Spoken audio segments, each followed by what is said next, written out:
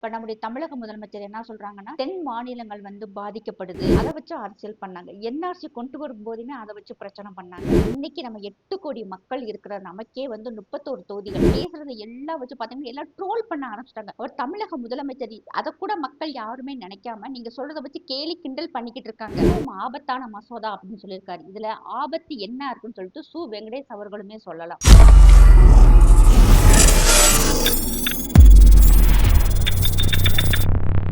சாமானியன் குரல் தேசியவாதிகளை நமது இந்துடா திரைப்படத்தை நமது சேனலில் காண தவறாதீர்கள். பாருங்கள், பகிருங்கள், பேராதரவு தாருங்கள். வந்தே மாதரம். சாமானியன் குரல் தேசியவாதிகளுக்கு எனது அன்பான வணக்கங்கள்.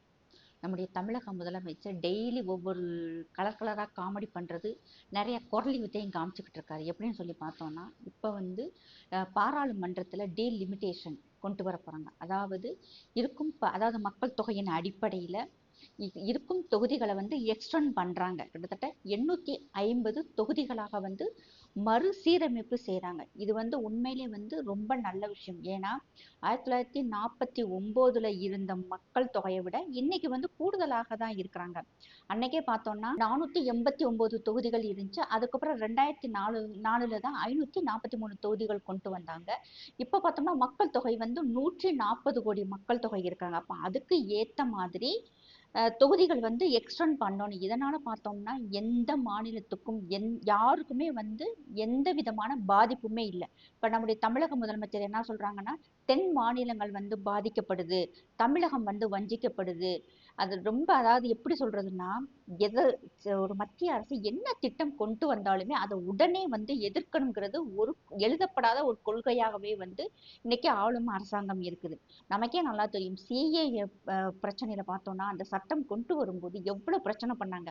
அதனால இந்தியாவில் இருக்கும் இஸ்லாமியருக்கு யாருக்கும் எந்த ஒரு பாதிப்பும் இல்லை. ஆனா அது தெரிஞ்சுமேவும் அதை வச்சு அரசியல் பண்ணாங்க. என்ஆர்சி கொண்டு வரும்போதுமே அதை வச்சு பிரச்சனை பண்ணாங்க.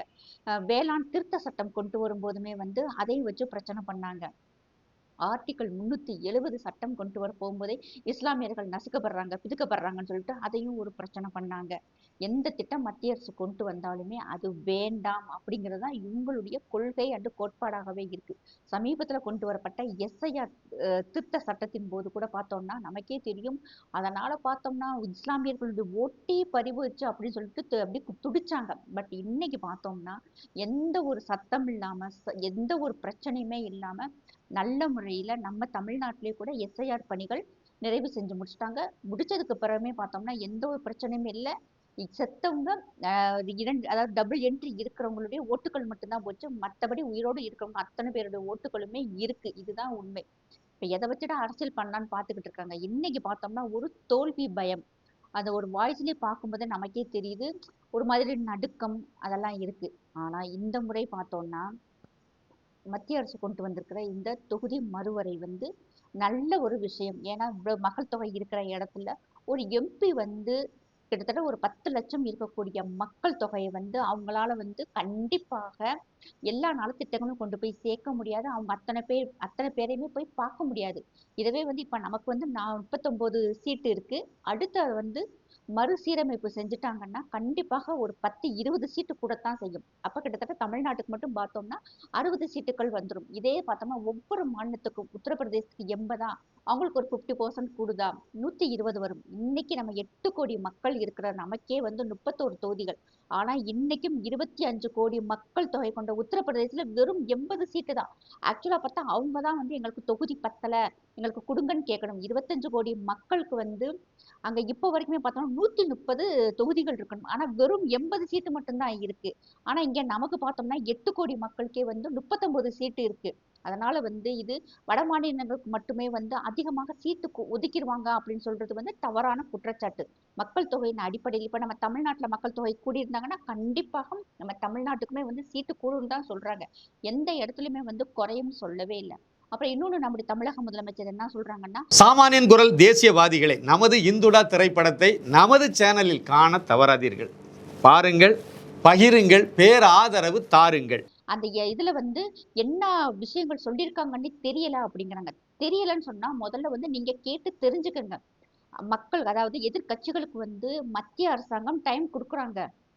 நீங்களும் வந்து அதுல உங்களால நீங்க வந்து என்ன சொல்லணும்னு நினைக்கிறீங்களோ அதை பத்தி சொல்லுங்க அப்படின்னு சொல்றாங்க. ஆனா நீங்க என்ன செய்றீங்க? பாராளுமன்றத்துல ஏதாவது ஒரு சட்டம் பாஸ் பண்ணும்போது அங்கன உட்கார்றதே இல்ல. அத பத்தி டிஸ்கஸ் பண்றதே இல்ல. நல்லதா, கெட்டதான்னு சொல்லிட்டு அத பத்தி பேசக்கூட தயாராக இல்லாம இங்க இருக்கும் 39 எம்பிக்களுமே வந்து வெளிநடப்பு செஞ்சுடுறாங்க. போய் கேன்டீன்ல உட்காந்துக்கிட்டு வடை, சமோசா, டீ சாப்பிட்டுட்டு ஜாலியா அரட்டை அடிச்சுட்டு வர்றாங்க.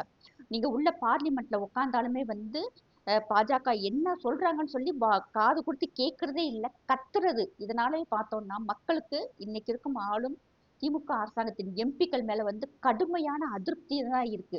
ஆனா அங்க உட்கார்ந்து கேட்டா தானே தெரியும். அப்ப டீலிமிட்டேஷன்னா என்னன்னு தெரியல. நேற்று அண்ணாமலை அவர்கள் வந்து ஏன் வேணும் அப்படின்னு சொல்லிட்டு அழகா விளக்கம் கொடுத்திருக்காரு. இப்ப தமிழக மக்களாகிய நாங்க என்ன கேட்கிறோம்னா, வேணும்னு சொல்லிட்டு அண்ணாமலை அவர்கள் விளக்கம் கொடுத்துட்டாங்க. இந்த டீலிமிட்டேஷன் ஏன் வேண்டாம் அப்படின்னு சொல்லிட்டு நீங்க ஒரு 10 நிமிஷம் வந்து இப்ப இந்த யூடியூபர் மாதிரி எங்கள மாதிரி நீங்களும் உள்ள உட்காந்துட்டு பேசுறீங்க இல்லையா? அதே மாதிரி விளக்கம் கொடுத்தா கூட போதும். ஏன் வேணாம்னு சொல்றீங்கன்னு சொல்லிட்டு. ஏன்னா சாதாரண மக்களுக்கு வந்து நீங்க சொல்றது வந்து நிறைய புரியவே மாட்டேங்குது. நீங்க பேசுறது எல்லாம் வச்சு பார்த்தீங்கன்னா எல்லாம் ட்ரோல் பண்ண ஆரம்பிச்சிட்டாங்க. அவர் தமிழக முதலமைச்சர் அத கூட மக்கள் யாருமே நினைக்காம நீங்க சொல்றத வச்சு கேலி கிண்டல் பண்ணிக்கிட்டு இருக்காங்க.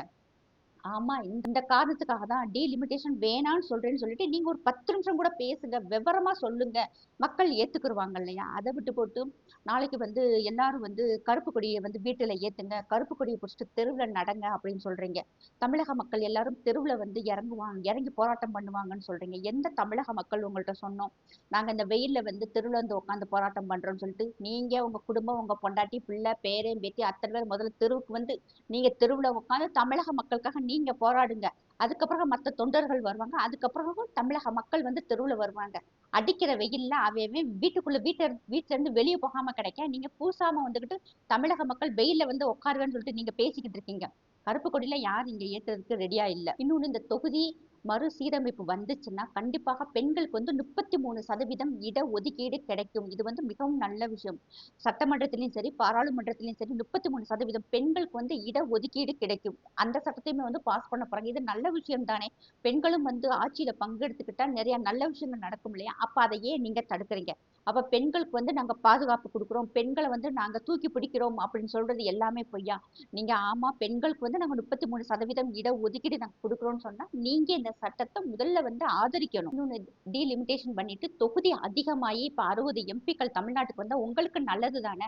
பார்லிமெண்ட்ல போய் கருணாநிதி வாழ்க, பெரியார் வாழ்க, உதயநிதி வாழ்க, ஸ்டாலின் வாழ்க, இன்பநிதி வாழ்க, துன்பநிதி வாழ்கன்னு எல்லாத்துக்கும் அங்கேயும் போய் உங்களுடைய கொள்கைகள் எல்லாம் பரப்புவாங்க இல்லையா? நல்ல விஷயம் தானே!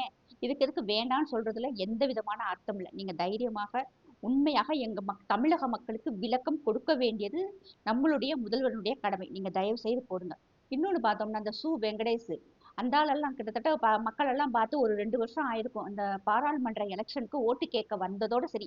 அதுக்கப்புறம் அந்த மனுஷன ஆளவே காணோம். இன்னைக்கு திடீர்னு இந்த பாம்பு புத்துக்குள்ள இருந்து டபக்குன்னு எந்திரிக்கும் இல்லையா பாம்பு, அது மாதிரி வெளிய வந்து சொல்றாரு. நம்ம எதிர்பார்க்கிறத விட இந்த சட்டம் வந்து மிகவும் பாதுகாப்பற்ற சட்டம். அதாவது அஞ்சுவதற்குரிய சட்டம் அப்படிங்கிறாரு. மிகவும் ஆபத்தான மசோதா அப்படின்னு சொல்லியிருக்காரு. இதுல ஆபத்து என்ன இருக்குன்னு சொல்லிட்டு வெங்கடேஷ் அவர்களுமே சொல்லலாம். நம்முடைய முதல்வரும் தமிழக மக்களுக்கு விளக்க வேண்டியது தமிழக முதல்வரினுடைய கடமை. ஒரு எம்பி வெங்கடேசனுடைய கடமை.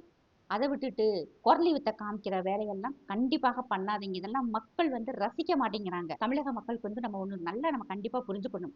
இன்னைக்கு காங்கிரஸ் கட்சியோ, இன்னைக்கு வந்து நம்முடைய திமுகவோ, ஏதாவது ஒரு சட்டத்த சென்ட்ரல் கவர்மெண்ட் கொண்டு வந்து இவங்க எதிர்க்கிறாங்கன்னா, கண்ண மூடிட்டு அத ஓகே சொல்லிருங்க. ஏன்னா, இவங்க எப்ப பார்த்தாலுமே வந்து அவங்க குடும்பத்தினுடைய நலன பத்தி மட்டும் தான் யோசிப்பாங்க. மக்கள் நலன் அவனுக்கு 2ஆம் பட்சம் தான். அதனால நம்ம தைரியமாக நம்ம போய் தேடி பார்த்து இது நல்லதா, கெட்டதா நம்ம தெரிஞ்சுக்கலாம்.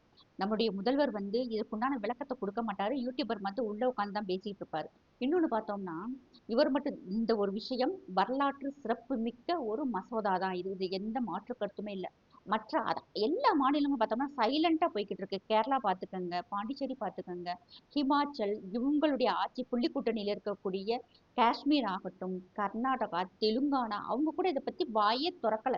அவங்க பாட்டுக்கு அவங்க வேலைய பார்த்துக்கிட்டு இருக்காங்க. ஆனா தமிழக முதலமைச்சர் ஒருத்தர் மட்டும் தான் சம்பந்தமே இல்லாம எத வச்சு அரசியல் பண்ணலாம் அப்படின்ட்டு புதுசாக கதைகள சொல்லிட்டு, கலர் கலராக காமெடி பண்ணிக்கிட்டு, இந்த குரலி வித்தை காமிக்கிறது நம்ம தமிழக முதலமைச்சர் மட்டும் தான். அதனால நம்ம கண்ண மூடிட்டு மத்திய அரசு ஒரு சட்டம் கொண்டு வந்தா, கண்ண மூடிட்டு நம்ம வந்து ஆதரிச்சிடலாம். ஜெய்ஹிந்த், ஜெய் பாரத். சாமானியன் குரல் தேசியவாதிகளை, நமது இந்துடா திரைப்படத்தை நமது சேனலில் காண தவறாதீர்கள். பாருங்கள், பகிருங்கள், பேராதரவு தாருங்கள்.